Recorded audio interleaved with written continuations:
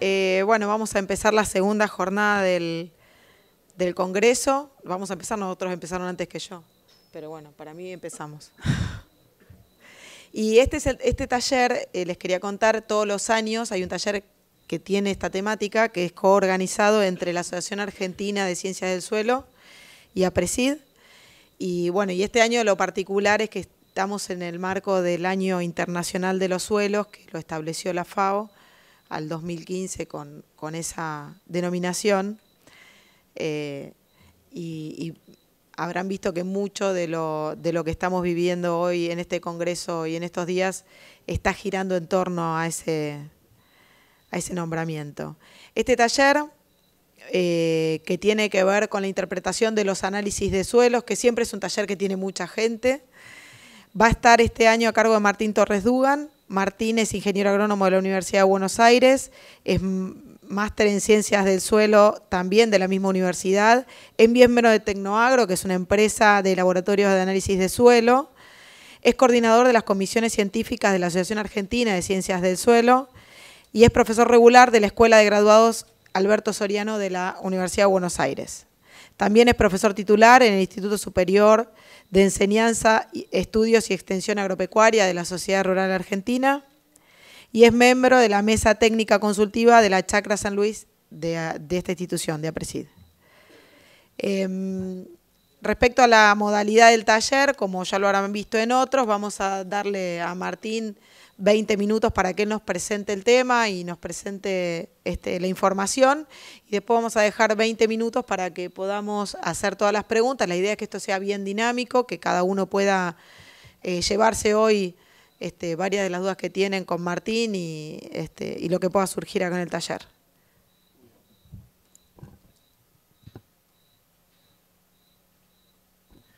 Muchas gracias, Fernanda. Bienvenidos a todos. Mucha concurrencia, es un gusto para poder participar y dar este taller. La idea, como verán, es un tema muy amplio, con lo cual el objetivo de esta pequeña presentación mía es introducir el tema, no agotarlo y aprovechar que están todos ustedes para poder después intercambiar y que hayan consultas. Vamos a pensar cómo es un taller entre la ACS y APRESID. Voy a contar un poquito qué es la ACS y qué es lo que estamos haciendo. Vamos a ver si esto anda. La ACS es la Asociación Argentina de la Ciencia del Suelo, se fundó en 1960.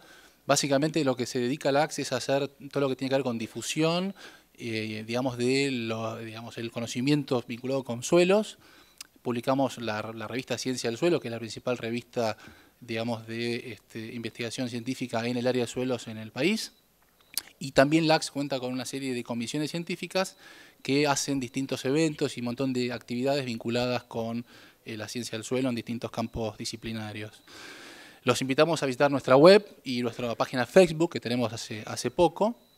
Y también aprovechamos ya para pasar el chivo del próximo Congreso de Suelos, que va a ser en Río Cuarto el año próximo. Ahí tienen el sitio web del Congreso, así que serán todos bienvenidos a participar y a presentar trabajo, por supuesto.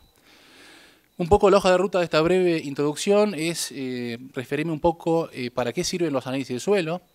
Vamos a ver si se usan o no en nuestro país y en qué medida se están usando.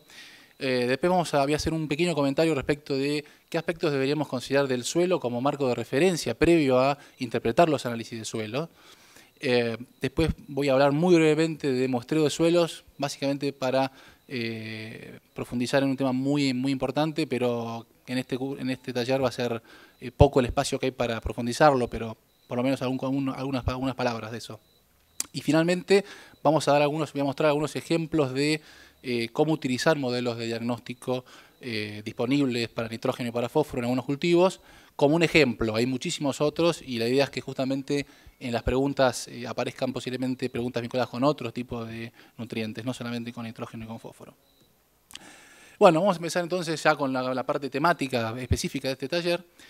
Ustedes tienen ahí en esa lista los principales beneficios que tienen los análisis de suelos. El enfoque de este taller es más bien pensar en los análisis de suelos para toma de decisiones de fertilización, con lo cual dejo de lado todo lo que tiene que ver el uso de los análisis de suelo para hacer determinaciones físicas o para apoyo para temas de cartografía de suelos, que es otro aspecto que podríamos darle importancia. El principal aspecto que es interesante es el número 1 que está en la lista aquí, que es básicamente la posibilidad de que nos dan los análisis de suelo de poder definir cuál es la disponibilidad de los nutrientes en el suelo y cuál es la probabilidad, por lo tanto, de dar respuesta a la fertilización. Es decir, es un aspecto que nos permite conocer si hay o no chances de tener respuestas a la aplicación de fertilizantes y es muy importante para decidir si uso o no fertilizantes. Es una herramienta básica para, como input, como dato, para después usar los modelos disponibles que hay en nuestro país de diagnóstico de fertilidad. Con lo cual es el paso número 1 para después avanzar en el diagnóstico y llegar a la recomendación de la fertilización. Es una herramienta de gran valor para todo lo que tiene que ver con estudios de cartografía y de, digamos, caracterización de ambientes, que es un tema que no voy a profundizar aquí, pero es una herramienta auxiliar de gran valor. Por supuesto, también nos permite definir las dosis de corrección de suelos. En el caso de que haya necesidad de realizar una corrección química de suelos, nos da una buena base para saber cuál es la situación de ese suelo y ver si hace falta realmente y en qué dosis, sobre todo, deberíamos estar trabajando. Y finalmente, los análisis de suelos son una herramienta muy efectiva para monitorear calidad de suelos en el transcurso del tiempo. Cuando uno piensa si se usa análisis de suelos en Argentina, la primera cosa que uno dice no hay mucha información, uno toma datos generalmente muy aislados, pero podemos decir que lamentablemente el uso de los análisis de suelos es escaso, es decir, hay muy pocos datos, pero uno asume en base a los relevamientos y en base a poder conversar con los laboratorios más grandes que hay de suelos, la verdad que el uso de análisis de suelos en nuestro país es escaso. Lo cual quiere decir, en otras palabras, que estamos, los productores y los asesores, por lo menos en la gran parte de la región pampeana, se están tomando, digamos, decisiones de fertilización sin considerar cuál es el estatus nutricional de los suelos, o sea, qué nivel de disponibilidad de nutrientes, lo cual es grave. Cuando uno ve el dato de que se usa poco, dice, bueno, está bien, pero ¿qué quiere decir que por otro lado, en base a qué estamos, digamos, en base a qué se fertiliza? Esa es un poco la consecuencia, digamos, de que se use poco. Esta figura muestra la cantidad de, digamos, hectáreas por muestra analizada. Básicamente en nuestro país, si comparamos con otros países que tienen sistemas parecidos, como Brasil, China, India, Rusia, que tienen escalas parecidas y demás, nosotros acá estamos usando muy poco análisis de suelo. En los últimos años cayó mucho el análisis de suelo, la cantidad de muestras procesadas en los principales laboratorios, con lo cual esta figura quedó casi como un máximo que teníamos hace unos cuantos años atrás. Pero hoy por hoy estamos mucho peor que eso. Con lo cual, digamos, es un tema muy importante tratar de difundir la relevancia que tiene el chequeo del suelo y el análisis de los suelos como base para la toma de decisiones en fertilización y en otras cuestiones también. Ese grillo es interesante, es como una maquinita. Esto es simplemente para mostrar qué pasaría, si ustedes se fijan en la figura superior, tienen, digamos, los datos de nitrógeno de suelo, tomando todos los datos que hemos procesado en Tecnoagro para trigos, para mostrar un dato, cuál es la variación que hay entre años, digamos. Y uno tiene ahí marcada la mediana, que sería un valor índice para tomar como representativo de esa serie de años. Si el productor o quien decide la fertilización aplicara una dosis fija, quiere decir que evidentemente, digamos, en base a estos cambios que uno ve entre años, básicamente estaría cometiendo errores por defecto o por exceso. Por defecto dejás de ganar plata porque tenés menos rendimiento, digamos, ¿no? Estás limitando tu productividad. Y por exceso estás contaminando el suelo y estás perdiendo plata, que es lo más grave en este año que es tan difícil. La figura inferior lo que te muestra es la proporción de lotes por campaña que están por debajo de 30 kilos o entre 30 y 60 kilos y arriba de 60 kilos por hectárea tomando 0,40, que es el dato que uno tenía más certero. Lo que muestra, y ese mensaje que yo quiero dar, es que la proporción de situaciones o lotes que uno ve que están por debajo o por encima, con valores altos o con valores bajos o medios, varía en función de la campaña. Es decir, eso puede, si uno lo lleva a nivel de un campo, es posible que uno no tenga siempre la misma disponibilidad de nutrientes en los lotes y por lo tanto uno tiene que analizar, sobre todo para variables como nitratos, que cambia mucho en función de los años. Uno debería chequearlo porque si no estamos tomando una decisión realmente poco racional. Esto simplemente es un ejemplo para demostrar que, bueno, uno cometería un grave error si manejara dosis fija a ojo todos los años sin chequear qué está pasando en cada lote, digamos. Una cosa que siempre trato de resaltar en este taller es que antes de analizar, digamos, de hacer una interpretación de los análisis de suelos, deberíamos conocer un montón de cosas que a veces parecen obvias, pero a veces no se dispone el dato. Básicamente, algunas cosas que deberíamos saber es qué clima tenemos en la zona, cómo se distribuye, cuál es su variabilidad, cómo se distribuyen los suelos en el paisaje, básicamente qué tipo de toposecuencia tenemos, cómo son esos suelos, cuál es la capacidad productiva, cuál es la capacidad de uso, qué serie de suelo tenemos, que son cosas que a veces no se consideran, y uno, si hace la comparación con la parte de la medicina clínica, no tiene mucho sentido interpretar rigurosamente un análisis viendo si estamos bien o mal, de pH, de nitrato, lo que sea, si yo no sé qué serie de suelo tengo, cuál es su capacidad de uso. Es decir, es fundamental tener como marco de referencia la caracterización zonal de los suelos, de la capacidad de uso, como para poder sacarle jugo a esos análisis de suelos. Simplemente acá muestro un mapa con la distribución de lo que llaman las regiones geomorfológicas, es decir, la fisiografía que uno tiene en la pampa, uno llama pradera pampeana y piensa que es todo parejo. Cuando uno mira un poquito más, uno puede ver distintas zonas geomorfológicas con distintos tipos de suelos, y por lo tanto quiere decir que yo, dependiendo de dónde esté el campo que estoy trabajando, tengo que tener una idea de esa base, de cómo funcionan esos suelos, cómo se distribuyen en el paisaje, qué capacidad productiva tienen, porque no es todo lo mismo. Entonces, eso es como marco a nivel general. Una cosa que es importante es, en base, un poco siguiendo esta línea de conocer un poco el suelo y demás, no debemos olvidar que uno está tomando decisiones a nivel de establecimiento, y por lo tanto esa información de suelos que uno debe tener debe estar a una escala adecuada para lo que es la planificación del uso de las tierras a nivel de establecimiento. Esta es una escala de 1 en 20.000, 1 en 15.000, 1 en 10.000. Es decir, la escala de los mapas de suelos que uno debe utilizar debe tener un detalle suficiente como para poder aprovechar los análisis de suelos y poder tomar decisiones a esa escala. Normalmente uno puede tener la referencia de planchetas del INTA o cartas del INTA, son 1 en 50.000, que son una excelente referencia regional o zonal, pero uno debería tener un poquito más de información cartográfica en cuanto a capacidad de uso de los suelos, y para eso, para saber la capacidad de uso y la serie que estoy teniendo a nivel de campo, tenemos que hacer digamos, algún tipo de estudio de suelos más detallado. Y ahí muestro algunas fotos como para que vean que uno saca la muestra, pero que el suelo tiene sus características, su morfología, y que a veces eso se soslaya en los análisis y es importante tenerlo presente. Como la calidad del dato analítico que el laboratorio nos da depende de la muestra que uno tomó, es decir, yo puedo mandar al laboratorio cualquier cosa, el dato por ahí me lo van a dar igual. Voy a hablar un poquitito, muy cortito, sobre muestreo de suelos, para que vean la importancia que tiene. Cuando uno define un muestreo de suelos, hace un plan, en el cual el plan tiene varias preguntas. Bueno, ¿cuál es el objetivo del análisis de suelos, del muestreo? ¿Qué equipamiento voy a usar?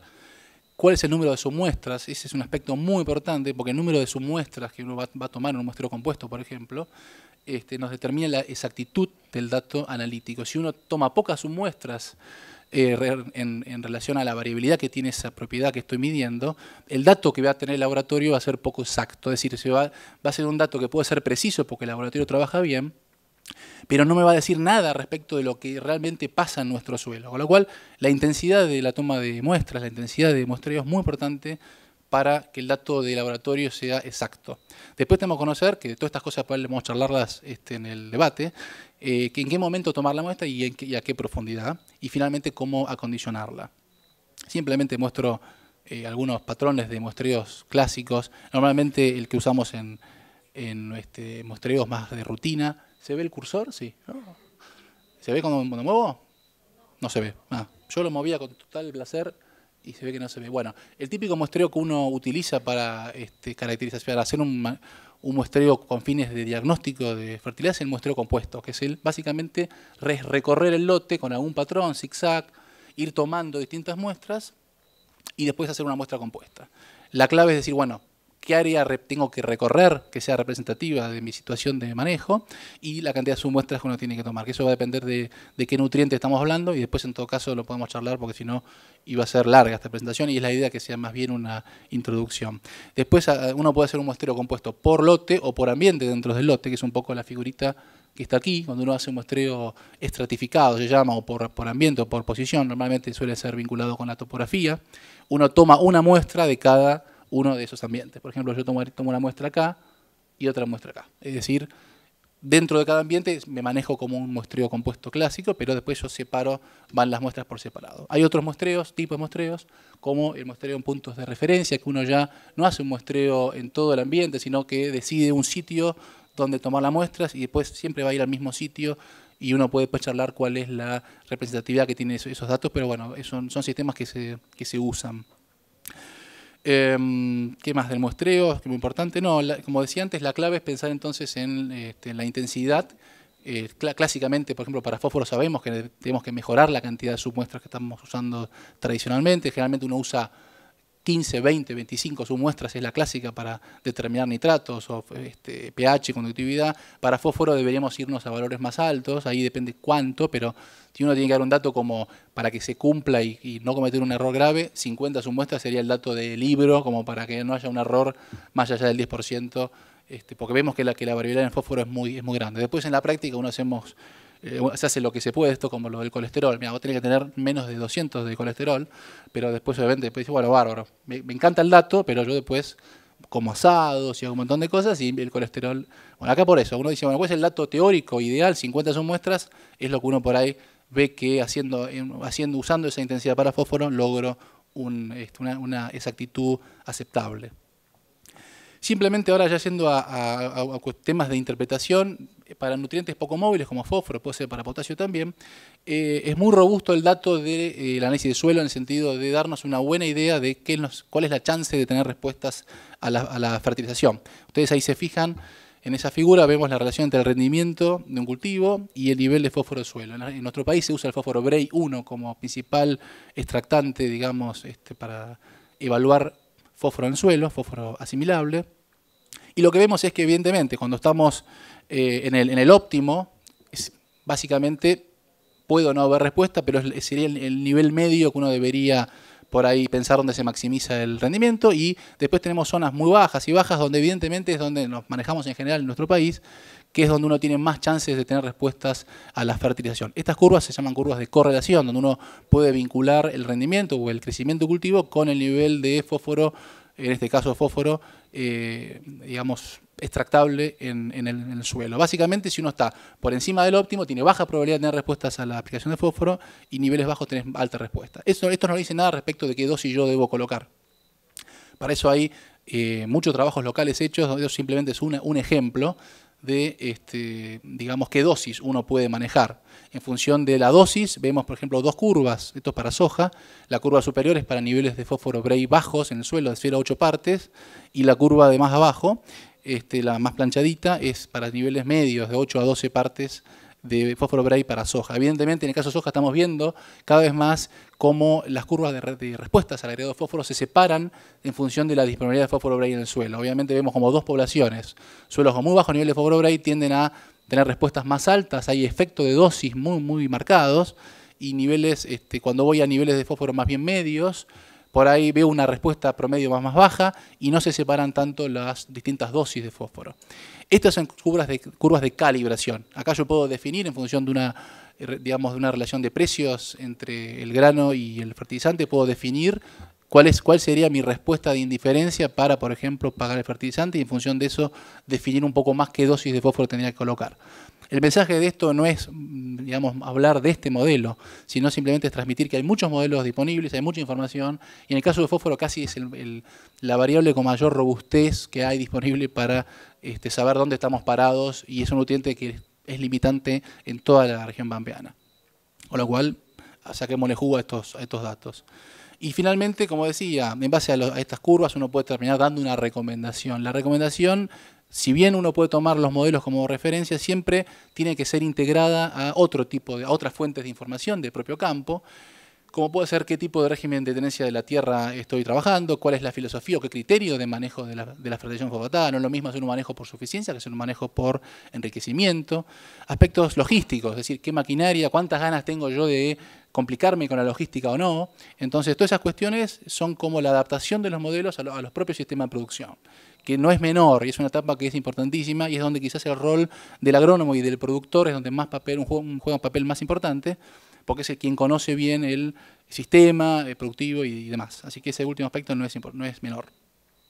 Para nitrógeno también hay muchos modelos disponibles. Normalmente los ajustes para nitrógeno no son tan promisorios a veces o tan interesantes como fósforo, pero uno lo que debería considerar es ver qué modelos disponibles de nitrógeno tengo en la zona donde estoy trabajando y en base a eso tomar una decisión. Acá simplemente muestro en la parte superior, los dos gráficos son los clásicos gráficos que vinculan el rendimiento con el nitrógeno disponible en el suelo más fertilizante, y generalmente uno lo que hace es definir un objetivo de fertilización, objetivo de nitrógeno final y aplicar lo que le falta respecto a lo que tiene el suelo.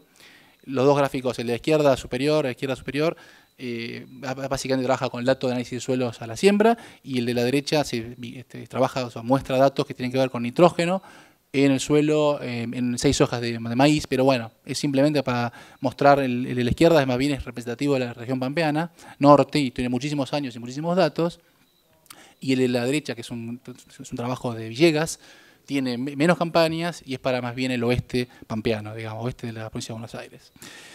Y abajo está la frutilla del postre, que muchas veces no le sacamos provecho, que son los modelos de simulación, como triguero, maicero, que están disponibles hoy en día en versiones, digamos, para todo público, muy fáciles de manejar, que se basan en, básicamente, el modelo Ceres maíz y Ceres trigo, que permiten no solamente definir un rendimiento, o sea, no solamente permiten predecir rendimientos en función de escenarios climáticos, sino también hacer un análisis económico de esa fertilización. Con lo cual, saquémosle provechos a estos modelos. Hay muchos núcleos de calibración de estos modelos ya en muchísimas partes de la región pampeana, así que más bien es una herramienta muchas veces poco aprovechada y vale la pena sacarle el jugo. Algunas pautas que uno debería prestar atención para elegir y utilizar modelos de diagnóstico de fertilización. Básicamente, una cosa que es muy importante es tratar de estimar lo mejor posible el rendimiento objetivo que vamos a tener. Parece algo estúpido, pero normalmente uno pone como rendimiento hoy 10 toneladas de maíz, 5 de trigo, 4 de trigo, y el principal error que uno puede tener es definir cuál va a ser ese rendimiento esperado, digamos. Con lo cual, toda la información que uno tiene en el campo, curvas de probabilidad de rendimientos, información climática, pronósticos de corto plazo, todo lo que uno tenga en el campo para estimar de la mejor manera posible ese rendimiento nos va a permitir bajar el error, digamos, de definir la dosis de nutrientes. También considerar qué tipo de ensayo dio origen a esos datos, si no es un ensayo en parcelas pequeñas, es un ensayo en parcelas grandes, si son ensayos hechos con repetición, en lote de producción, etcétera, etcétera. Esas son cosas que uno debería mirar. Cantidad de campañas y sitios, lo que yo llamo la potencia y la estabilidad del modelo. Cuanto más datos obviamente integra ese modelo, tienden a ser más estables y por lo tanto hay menos chances de que si se repite esos ensayos me genere otra curva distinta y uno viene usando otra. Cuanto más potente es el modelo en términos de cantidad de datos que integra, es más estable, por lo tanto uno confía más en esos modelos. El ajuste también, ¿qué tipo de ajuste tiene? Hay curvas de todo tipo. Curvas que no tienen un corte, curvas que tienen un corte de cuál es el nitrógeno objetivo máximo que uno debería manejarse. Así que uno debería ver qué tipo de curva es como para saber usarla. El famoso R cuadrado, que no les voy a complicar la vida qué es básicamente un índice de cuál es el ajuste. Para fósforo los ajustes son mejores que para nitrógeno. Pero pensemos que estos modelos y que uno usa no son modelos matemáticos, con lo cual hay un R cuadrado que siempre es menor que 1. Estamos hablando de 0,3, 0,4, 0,5, 0,6, por poner un rango. Si fuera 1 serían modelos matemáticos, quiere decir que si yo tengo tanto nitrógeno, aplico tanto, mi rinde va a ser en forma obligada tal o cual. Estos son modelos agronómicos, con lo cual debemos pensar que hay otras variables que explican el rendimiento y que no están contempladas en estos modelos. Por eso tenemos que hacer un trabajo, que es un poco lo que está hacia el final, un gran trabajo de adaptación de los modelos a nivel de campo, en el sentido de integrarlo con otras fuentes de información local, haciendo el trabajo de un médico clínico que chequea otras cuestiones, más allá de los datos así duros, y tratar de usar esa información como para ajustarlos a la realidad. Estos modelos intentan ser una simplificación de la realidad, pero no son la realidad. Y la realidad es donde uno se maneja, lamentablemente, Con lo cual es muy variable y uno tiene que tratar de ver cómo sacarle provecho a estos datos. Y ahora espero las abundantes preguntas que deberían haber. Muchas gracias.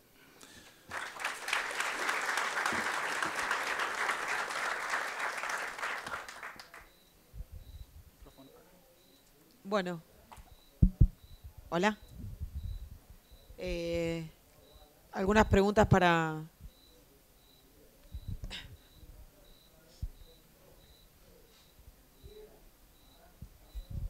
Buenos días. Mi consulta es sobre el nitrógeno. Sabiendo de la movilidad del mismo en el suelo, nosotros lo que hacemos es, en el campo donde estoy, mandar hasta una profundidad de 60 centímetros para saber lo que yo tengo hasta a ese nivel de profundidad, y de acuerdo a ese dato yo corrijo para lo que me demanda el cultivo. ¿Cuál sería la profundidad correcta? Porque por lo que vi en su presentación tenía en cuenta hasta 40 usted, pero como para repasar un poquito eso y dejarlo en claro. Bien, no, en realidad esos datos son datos brutos de laboratorio. Como yo no tenía certeza de que los datos de la última capa, 40-60, eran ciertos, tenía muy pocos datos, tomé los datos de 0 a 40. Pero eso no tiene nada que ver con lo que uno debería hacer en la práctica. Son datos, digamos, de laboratorio para mostrar cómo varían esos kilos de nitrógeno por año, digamos. Uno, si puede medir hasta 0,60, digamos, se hace. O sea, lo ideal es tener el dato propio medido, desde mi punto de vista. Si uno quiere estimar lo que pasa en la capa superficial, yo lo que recomiendo es por lo menos llegar hasta 40 centímetros y en todo caso estimar la última capa, considerando como que lo que hay en la última capa es la mitad de lo que tenía en la capa suprayacente, o sea, la capa de arriba. Lo que no haría es estimar a partir de 0,20 todo el resto. O sea, solamente yo, si puedo medir hasta 0,60 lo hago. Si por tiempo, tipo de suelo, lo que sea, no puedo, estoy en un vertisol en enero, bueno, hagamos 0,40 aún por lo menos y estimemos la última capa. Esa es un poco la recomendación. Y eso que se reduce a la mitad es válido para la región pampeana central. En San Luis o la zona semiárida uno ve que el 80% está abajo. El 80% que tengo en la capa de abajo respecto a lo que tenía arriba. No es la mitad, es el 80%, es un poquito más. ¿Sí? Y ahí estimo. ¿Ok? No sé si contesté, pero...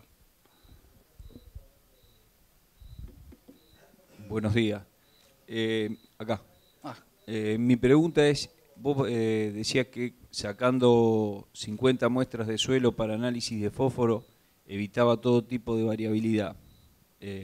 Para fósforo. Para fósforo, su muestra, sí.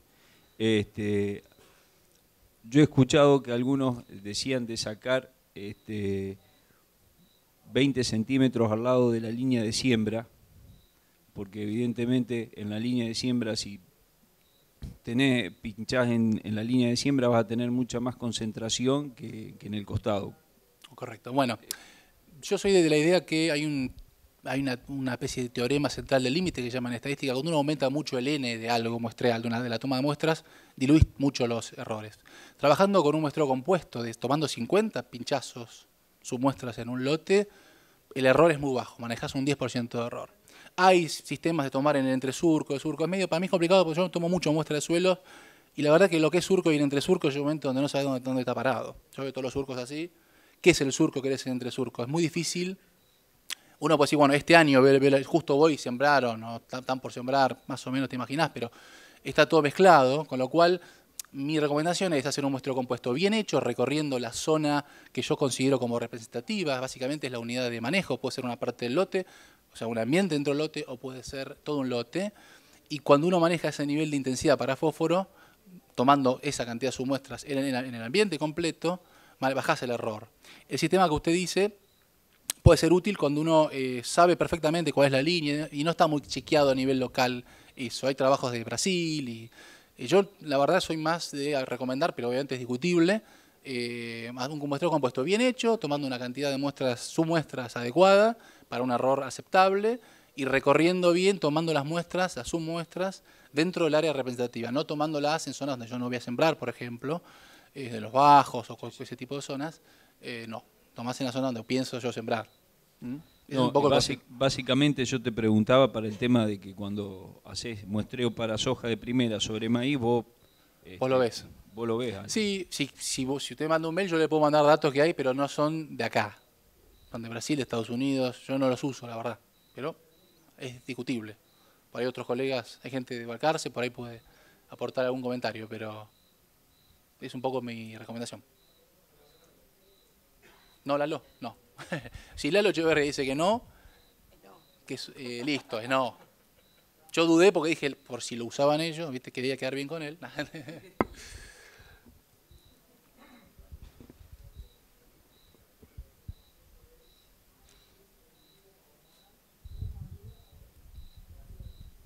Sí, buenos días.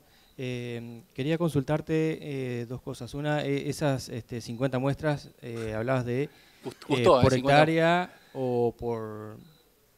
Bueno, esa es una excelente pregunta. No, en realidad hay como un axioma que uno usa, que es que normalmente la superficie, cuando uno se maneja con superficies relativamente pequeñas o a nivel de lotes, digamos, no muy grandes, el efecto de la superficie yo no lo pondero demasiado. Lo que es importante es que esa cantidad de submuestras sean tomadas en lo que yo llamo la unidad de manejo, digamos. No importa qué tamaño tiene el lote. Lo que sí sucede es que si yo tengo lotes muy grandes, es muy probable que ya los esté manejando por separado y por lo tanto, si los manejo por separado, voy a muestrear cada ambiente por separado con el mismo criterio, 50 submuestras. Si es un lote pequeño, 50 submuestras. Puede haber alguna discusión en parcelas experimentales, pequeñas, donde uno por ahí no toma 50 submuestras, parcela de 3 surcos por 10 metros. Pero si son lotes de producción pequeños o grandes y yo los manejo en forma uniforme, 50 son muestras. 50 como ideal. Después cuando me apretan así, me llaman por teléfono y me dicen, ¿vos estás loco? Le digo, bueno, 30, 40 si querés. Pero no 15 o 20, digamos. No funciona para fósforo 15 o 20 son muestras. Bien, y con respecto cuando presentaste los métodos de muestreo de los 4 muestros... Sí, no me metí con todos porque era largo. El cuarto que tenés ahí como... Punto de referencia. Eso. ¿Podés dar los pros y los contras de ello? Sí, pro ninguno. La ventaja es que es muy práctico, porque uno va a un ambiente y decide si, bueno, esta zona, esta zona, que sería como un muestreo dirigido, va a representar mi ambiente. Yo voy a tomar la muestra acá, con GPS vengo todos los años, tomo la muestra. Me parece que es interesante ese sistema, en el sentido que es práctico, ahorrás, digamos, tener que caminar mucho con el balde, con la camioneta y sacar, o sea, más cómodo, más práctico. Puede ser interesante para monitoreo de suelos en el tiempo, o sea, cuando uno hace un monitoreo de cuáles son los cambios que veo en calidad de suelos, o lotes regados, uno quiere ver, bueno, yo tomo acá esta zona y pienso que es representativa de mi lote, y voy a ver cómo cambia eso, cómo cambian las propiedades del suelo en el tiempo. Lo que está pasando, yo veo, y es para preocuparse, es que se suelen tomar también como índices de la disponibilidad de nutrientes en el lote. Y yo tengo información, y hay información de consultoría y alguna también publicada, respecto de, por lo menos los datos que yo tengo, es que no son consistentes. Es decir, cuando uno compara el muestreo en punto de referencia con muestreo compuesto, el ranking de valores no es siempre igual. A veces me da más alto el muestreo compuesto, a veces me da más bajo el de punto de referencia, con lo cual no hay una asociación entre los valores que ofrece ese muestreo punto de referencia con respecto al muestreo compuesto, con lo cual no puedo intercambiar uno con otro y me hace ruido usarlo para tomar la decisión de fertilizar un ambiente enorme en base a ese dato. Yo soy el muestreo compuesto, salvo el monitoreo de suelos. O sea que la contra es, ¿cuán representativo es eso de mi lote? ¿Es representativo de mi lote? Digamos, es muy cuestionable y tengo datos para demostrarte de que no es así. Depende del campo, depende si yo hago un muestreo en la loma. No es consistente esa asociación entre lo que es el dato que saco con el muestreo compuesto, haciéndolo bien hecho, contra el muestreo en punto de referencia. El muestreo en punto de referencia toma parte de 20 submuestras también, que también es cuestionable si es suficiente o no. Yo soy bastante crítico del muestreo en punto de referencia para toma de decisiones de fertilización a nivel de lote. Sí soy fan, si quieren, de los muestreos dirigidos para monitoreo de suelos, eso sí. Y después el muestreo en grilla no se usa de rutina, es para más bien cuando uno quiere hacer mapas de variabilidad de nutrientes para manejo sitio específico o para conocer simplemente la variabilidad que tengo, hacer mapas de cómo varían esos nutrientes, pero no se usan de rutina para fertilizar, digamos. ¿Ok? Sí, acá. Una consulta sobre el acondicionamiento de las muestras, una vez tomada a campo, ¿Se debería hacer lo correcto? Para nitratos es el caso más específico, más interesante, uno debería, digamos, prestar un poco más de atención. Generalmente para nitratos uno lo que tiene que hacer es tomar la muestra y que llegue al laboratorio dentro de las 48 horas, digamos, en envases refrigerados similares a lo de las vacunas, o sea, para controlar temperatura, con esos geles y demás. Y si no puedo mandarla rápida, congelarla, hablar con el laboratorio, decirle, mira, la voy a congelar, ¿te parece bien? ¿Te parece mal? Es decir, chequearlo con el laboratorio, pero tiene que estar refrigerada. Sulfatos, no tengo ese dato como que, pero me parece que también quizás uno podría tenerla en esas condiciones, pero la clásica es para nitratos. Y para el resto el acondicionamiento es más bien simplemente cuando uno ya tiene la muestra compuesta, cuartearla un poco, reducirla, y lo que mando al laboratorio son 300 gramos a medio kilo, digamos, como para una idea, homogeneizándola lo mejor posible. Esa es la idea, digamos. Después no hay muchas otras recomendaciones así de acondicionamiento. Obviamente una cosa que es importante es mandar una bolsa adecuada, no una bolsa de glifosato, digamos. Mandar una bolsa blanca de semilla, con un rótulo que sea claro, o sea, que te diga el número del lote, o sea, el rotulado de las muestras y el packaging que uno usa, digamos, para mandarlas, que sea lógico, o sea, bolsas que no tengan agroquímicos, ese tipo de cosas. No mucho más que eso. ¿No crees que ese cuarteado tiene mucho error? Porque sí, son todos terrones grandes y no podemos... Es difícil. Después, sí. Es muy difícil, sobre todo suelos arcillosos, es complicado. Sí. Sí, lo que yo hago es, o sea, meterlo en un balde, mezclarlo bien, toda esa muestra compuesta. No mezclar muestras de distintos ambientes, ¿no? Nunca, ni profundidades, pero lo que yo llamo la muestra compuesta, los pinchazos que yo tengo en un balde, eso mezclarlo bien, homogenizarlo de alguna forma, lo mejor posible, y después cuartearlo, ponerlo en una mesa. Uno hace como una cuadrícula y después saca los extremos, se quedan con las dos partes y así va reduciendo hasta tener medio kilo. Lo que pasa es que es muy difícil homogeneizarla a campo. Después el laboratorio homogeniza lo que le llega, pero uno tendría que mezclarlo bien, como para que lo que manda realmente sea una alícuota, digamos, de esa muestra homogénea más grande, digamos. Es un tema. Cuando uno empieza a chequear muestritas dentro de ese lote que uno manda, se lleva sorpresa. A veces uno manda... Sí, una cosa que no dije y vale la pena hablando de fuente de error. Dentro de que uno, digamos, toma la muestra hasta que el laboratorio manda el dato, el 80% del error en lo que sería el diagnóstico en general es el muestreo. Y es la intensidad, sobre todo, de muestreo. El resto es laboratorio, o sea, el acondicionamiento. Pero por eso yo le dedico un cierto tiempo al muestreo, porque es casi lo que te define el error o cuál es la confianza que uno tiene en el dato que te reporta el laboratorio.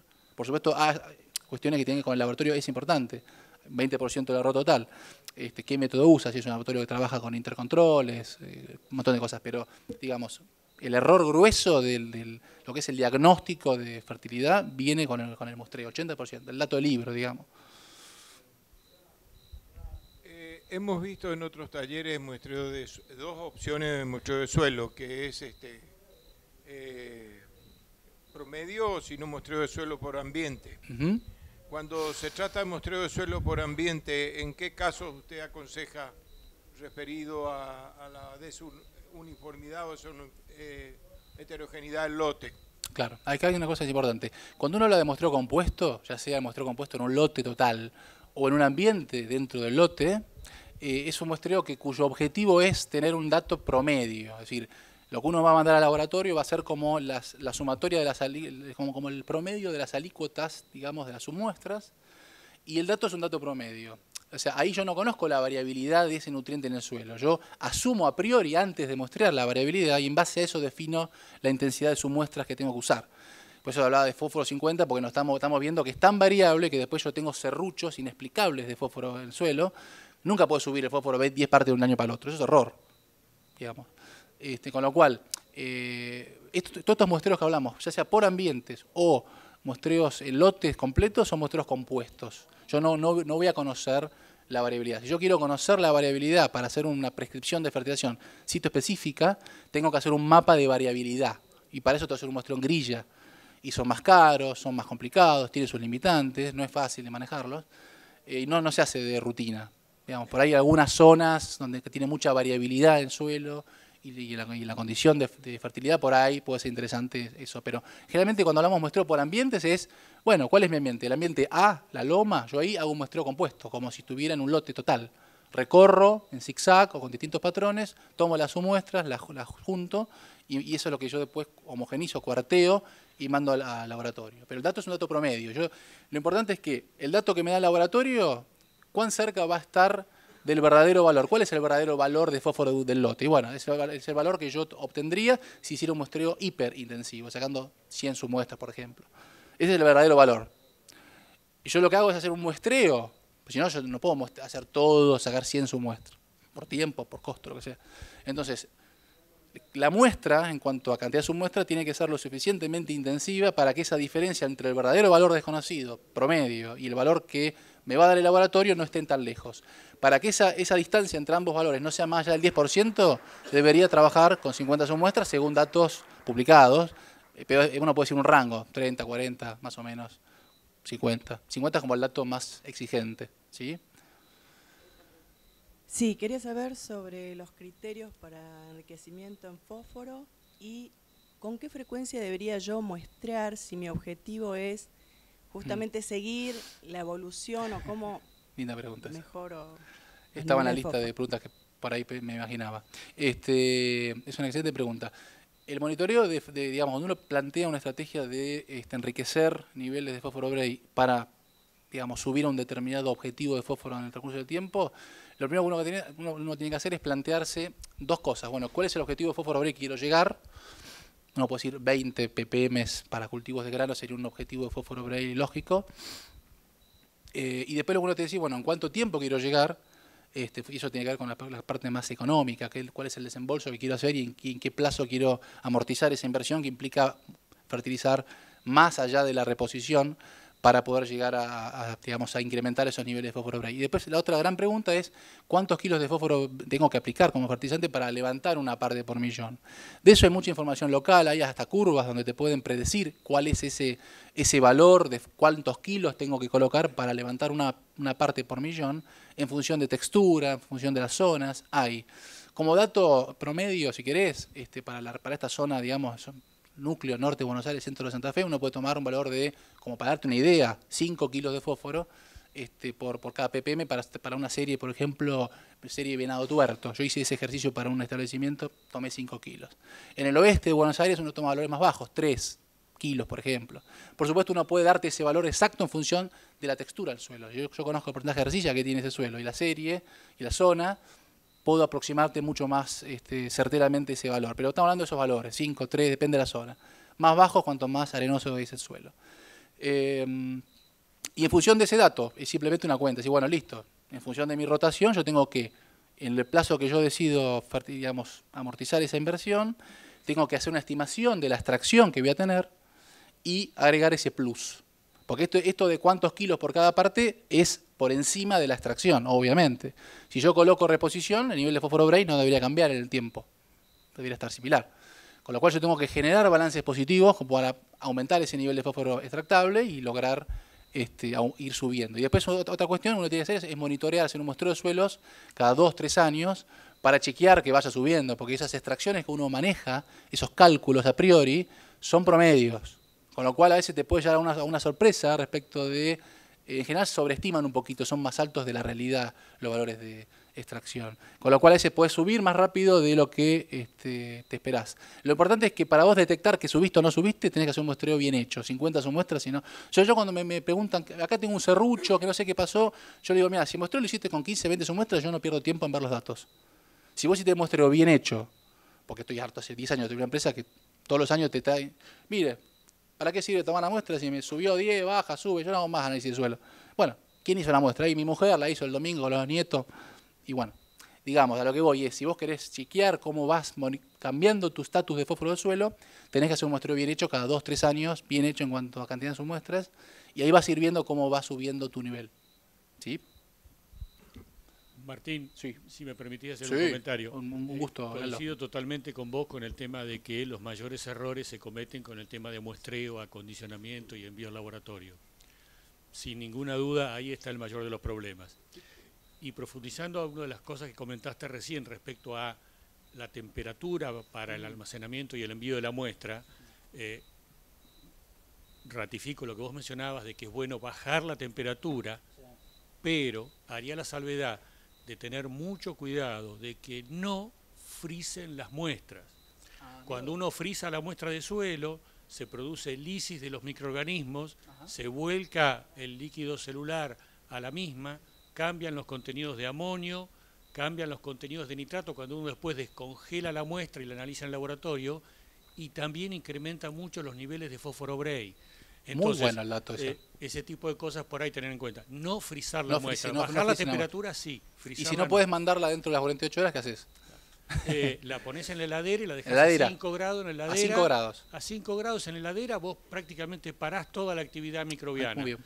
Y manteniéndola así no hay problema. Después cuando la llevas al laboratorio, la secás y los cambios que hay en el contenido de nitrato, por ejemplo, que sería lo más sensible, son menores al 10%, o sea que no es un error importante. Buen dato, porque he visto por ahí veces que, pues yo decía consultar con el laboratorio, por las dudas, como para cubrir, porque se suele hacer bastante eso de congelar. Cuando tenés muchas muestras vos en la bolsa, buen dato, Lalo, gracias por el aporte, bienvenido. ¿Y con sulfato, Lalo, estás haciendo algo parecido? ¿Idéntico? Bárbaro, sulfato lo mismo, todo el mismo manejo, bárbaro. Sí. Bueno, vamos a contestar cortito. Casualmente era por eso, en sulfato si tenías alguna recomendación en cuanto a cantidad de submuestras y profundidad. No, para el resto yo me metí en fósforo porque es donde veo el problema, pero normalmente para variables como conductividad eléctrica, pH, materia orgánica, sulfatos, normalmente estamos manejando con las submuestras tradicionales, podemos hablar de 20, 25 si quieren, como dato, submuestras estás bien ahí, no hay mucho problema de variabilidad. El tema de la variabilidad es con el fósforo generalmente, estamos viendo problemas.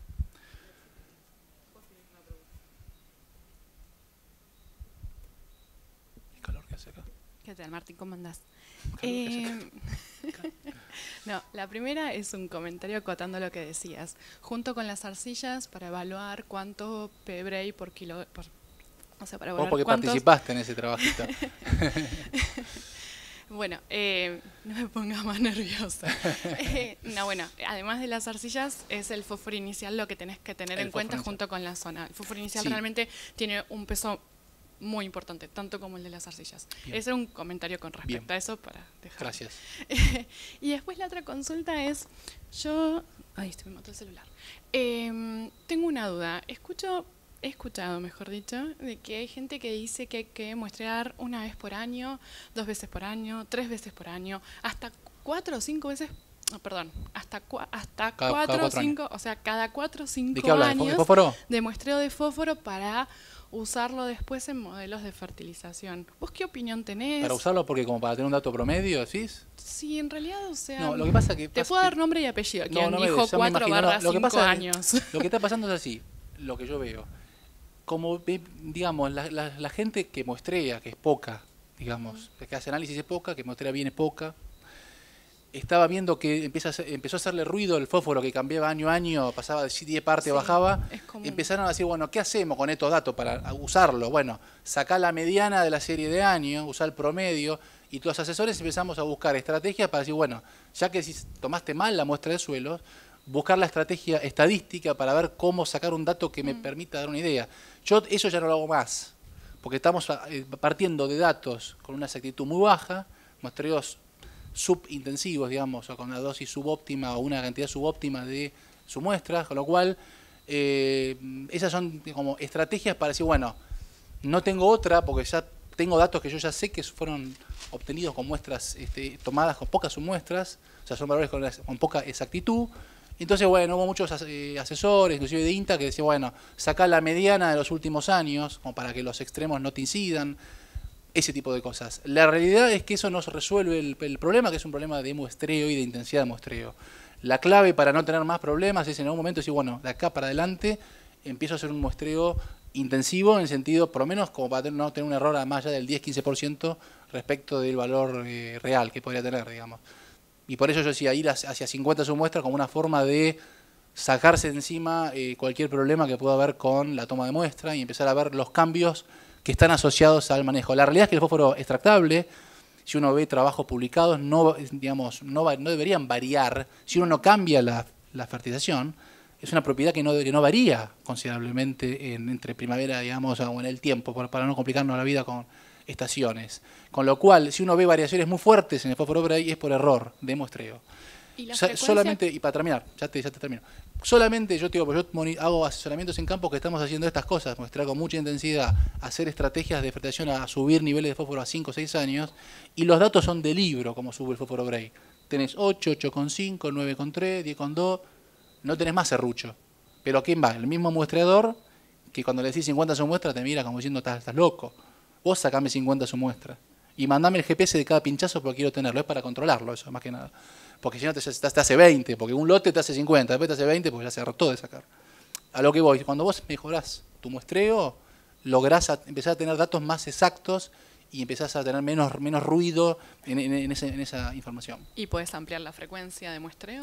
Y bueno, y yendo a la frecuencia, perfectamente, si uno tiene datos, digamos, exactos de fósforo, datos digamos, son confiables, perfectamente uno puede tomar muestras cada 3 años, o cada 3 si quieren. No hay un dato, porque justamente, sobre todo, si yo no estoy haciendo cambios en la fertilización, digamos, uno puede tomar cada 3 o 4 años porque es simplemente para chequear que no pase nada, digamos. Pero si uno está haciendo una estrategia de enriquecimiento de fósforo, uno también puede hacer muestras cada 2 o 3 años. No tiene ningún sentido hacer todos los años, por lo que dije antes yo. Normalmente los cambios son progresivos y son lentos en el fósforo Bray. Salvo que aplique 700, no sé, 4.000 kilos de super triple el primer año y bueno, chequear el año que viene pues vas a tener mucho más seguramente. Pero normalmente para, digamos, estrategias donde uno aplica un poco más de la extracción, hace un balance positivo pero lógico, cada 2 o 3 años, algunos hablan de cada 3 o 4, digamos, es lo mínimo para empezar a poder chequear cambios. No hace falta todos los años. Acá, Martín. ¿Dónde? Acá. Acá al fondo. Al fondo. No, la pregunta iba por ahí si nos podía orientar un poco cuando uno quiere implementar una estrategia de corrección. Bueno, un poco qué queremos muestrear. ¿Corrección de qué? No, un encalado, por ejemplo, para subir un poco pH y demás. Bueno, viste, nunca está bien claro qué hay que muestrear, qué hay que analizar y después para ir controlándolo, cada cuánto hay que... Bien, yo te pregunto, ¿estás hablando de una situación con suelos bajos, digamos, o sea, no, suelos con suelos ácidos? Suelos ¿cierto? Ácidos, claro. ¿Ácidos de región pampeana o...? Sí, de la región pampeana, bueno, sudeste. Te comento un poquito, es un gran tema, sí. Y escapa un poco el tema, digamos, central de taller, pero no importa, bienvenido. Un poco lo que yo estoy viendo a nivel de región pampeana es que la acidificación que uno ve es intermedia, es decir, no estamos teniendo un problema de acidez por el tipo de suelos. Uno puede ver en suelos ácidos de Misiones, ese tipo de suelos rojos, son suelos donde hay una condición de acidez genética en ese suelo.